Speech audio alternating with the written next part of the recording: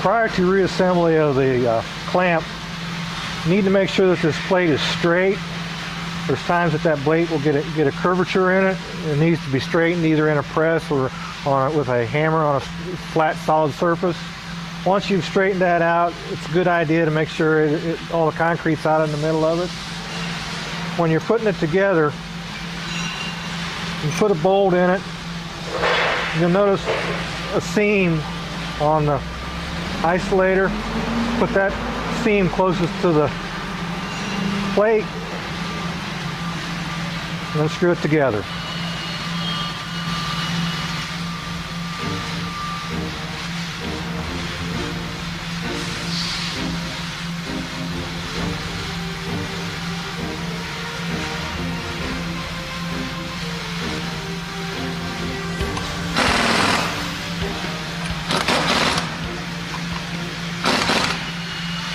When tightening the bolts on the clamp, you want to make sure that the flat side of the hexes are in towards where your mounting bar lies to give you the most room to mount your vibrator to your machine.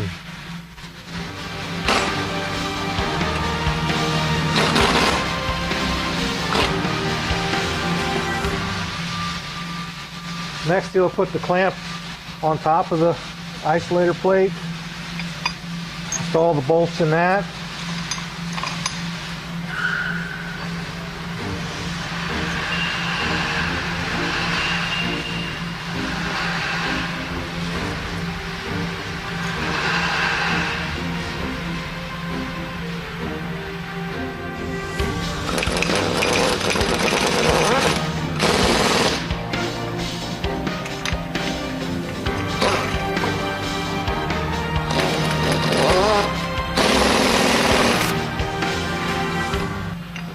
Then he'll install the set screws in the clamp.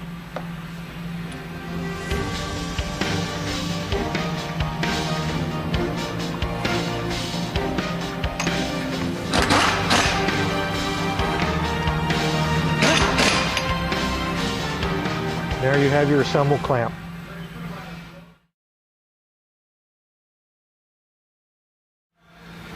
When you disassembled your vibrator, if you had trouble getting your lock nut out or it came out hard the whole way, you may have to clean these threads up in your housing or on your lock nut itself.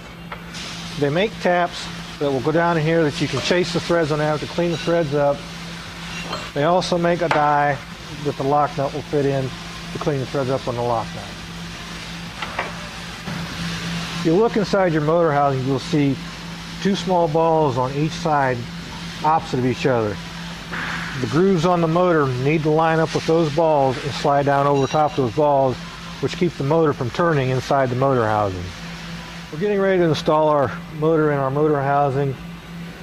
When installing the motor, you want to install the pressure side of the hoses towards you, so that is pertinent when installing the sensor onto the vibrator. It puts the hoses in the right order, so the wire and the sensor is where it needs to be. Now we'll install the motor.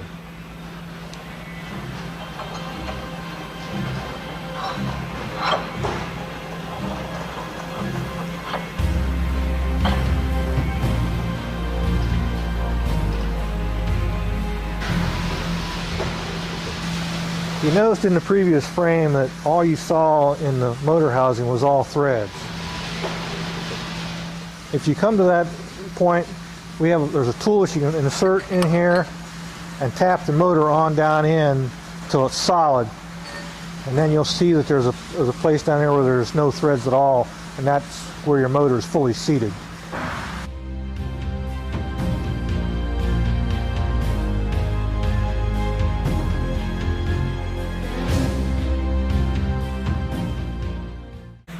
Now that our motor's installed, we'll install the O-ring, the lock nut, and tighten it.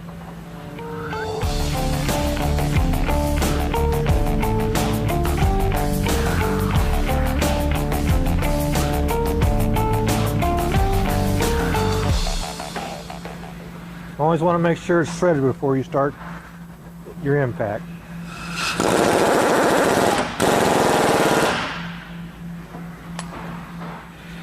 We're ready to install the stopper now. As you notice, we have the pressure hose towards us. Take the stopper, spread it apart, put black rubber sealant on the stopper.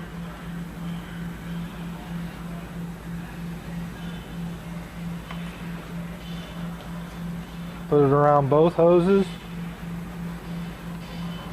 using the soft face hammer and tap it in.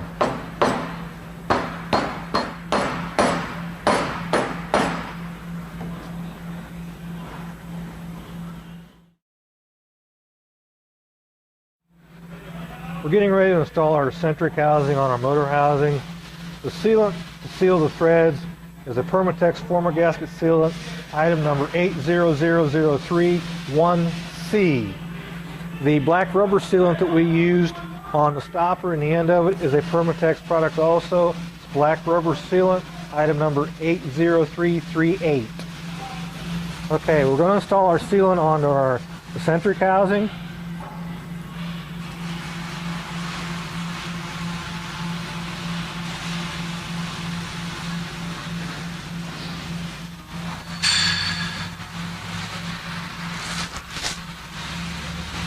Now we're ready to install the eccentric housing onto the motor housing. You want to orient your drive shaft hexes with your eccentric weight hexes for easier installation. When you're starting to install it, if you wiggle it back and forth, sometimes it'll line up and go together.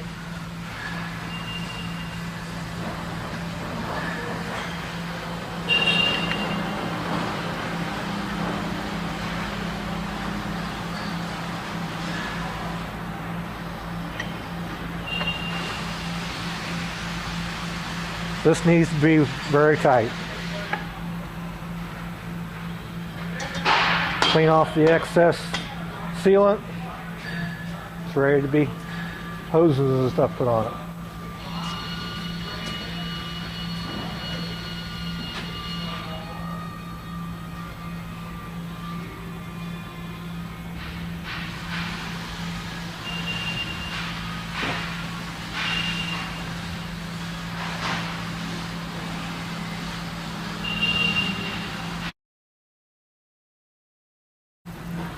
At this point, we'll put pipe sealant on the hoses coming out of the motor assembly and install the hydraulic hoses and tighten them.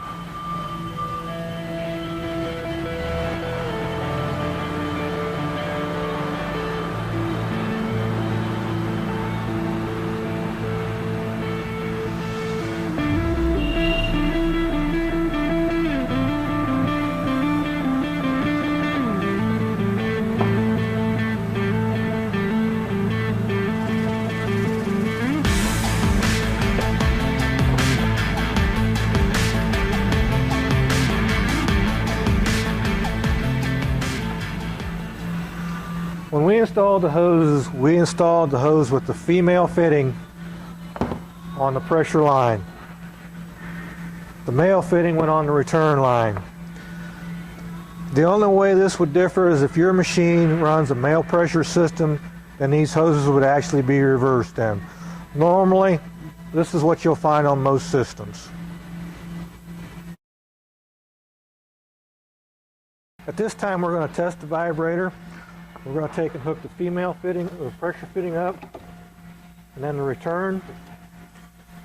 The procedure for doing this is we're going to start with about a gallon to a gallon and a half of oil. Get the vibrator started. Run the vibrator speed up some. Start to get it broken in, get it warmed up. Then we're going to run the vibrator up to 10,200 RPMs. Being sure that the rotation of the vibrator is going in the right direction, which is away from you to your right. Pressure gauge, we're going to watch the pressure gauge to make sure if it starts going over 1,000 psi, we're going to ease off of it till the oil warms up to compensate for that. The warmer the oil, the less pressure you're going to have. You should have about 4 to 4.5 gallon flow at 10.2. When everything's at operating pressure and temperatures, you're going to have about 3 3/4. and about 850 pounds of pressure or less. Once it's up to 10.2, you're going to turn the vibrator off, let the pressure drop, turn it back on. Watch the pressure's going to go up, come back down.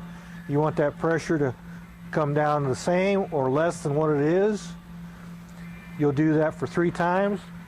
You'll run the vibrator very slow as you can make it go. Turn it on and off 3 times, making sure that it starts every time. That's what you're looking for at that procedure. Then running the vibrator back up to 10.2, turning it on and off 3 more times, making sure that your pressure either stays the same or drops, and then run your vibrator back down, and then shutting the system off. And this is what it looks like when it's being done.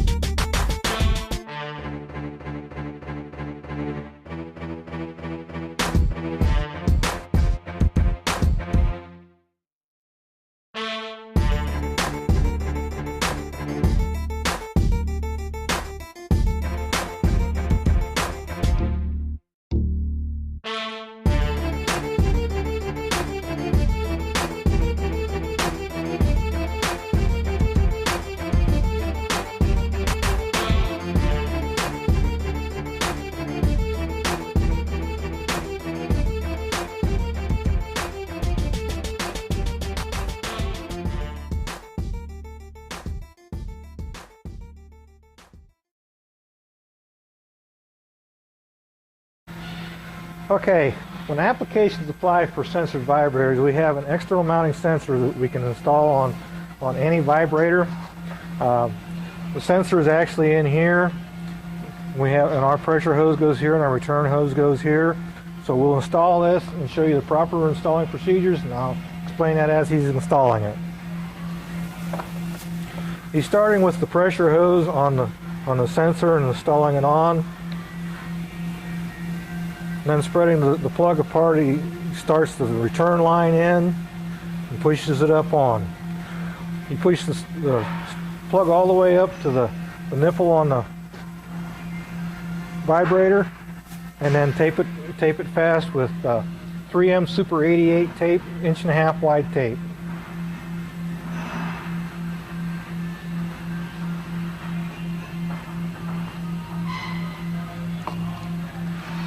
You want to cut this tape. It's pretty strong tape. You can tear it, but it better be pretty strong.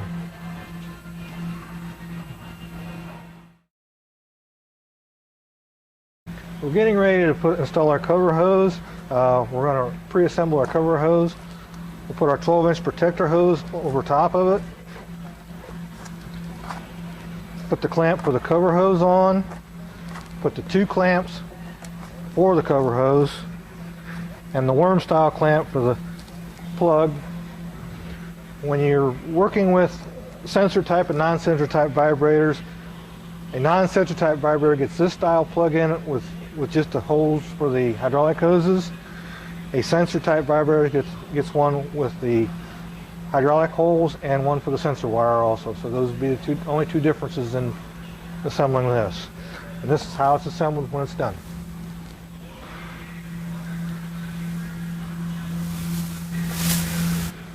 Thread the cover hose, the hydraulic hoses down through the cover hose. Install Permatex former gasket sealant on the nipple of the vibrator.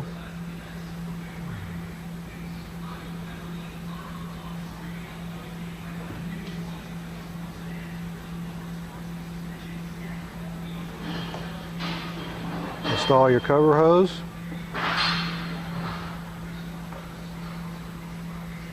And tighten your punch clamps and punch them.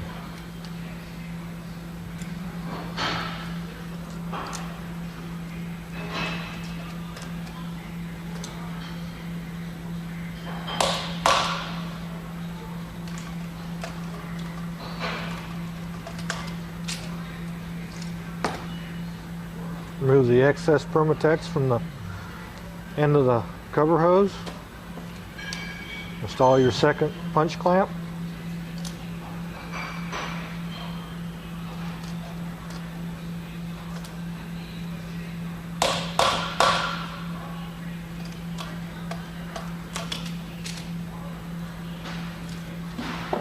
Tap down the edges of the punch clamp.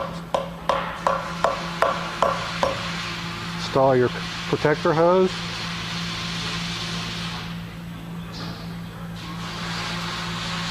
Tighten your punch clamp.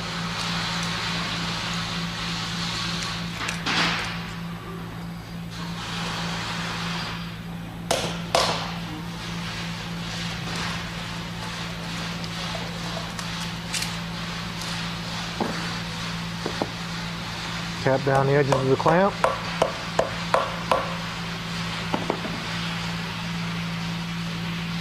Install your plug. At this time, if you were installing a plug with a sensor on it, you'd want at least 6 to 8 inches of sensor wire inside the cover hose of excess wire.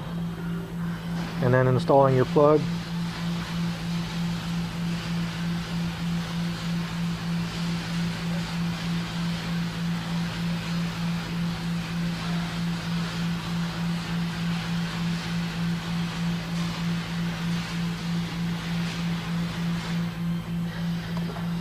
Tighten your worm clamp.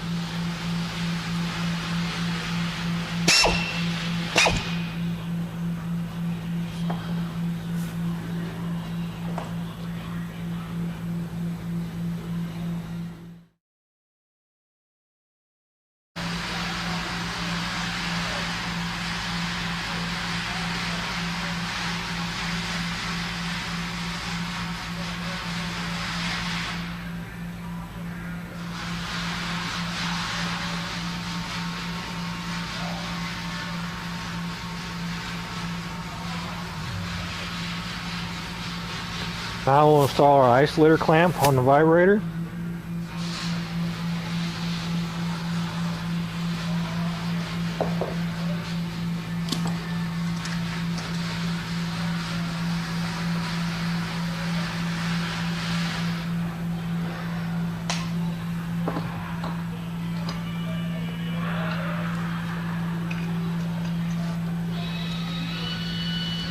On a 3 isolator mount, the middle isolator is the best place to start with that, and then the top and then the bottom. On a block isolator, you can start at any position that's your convenient.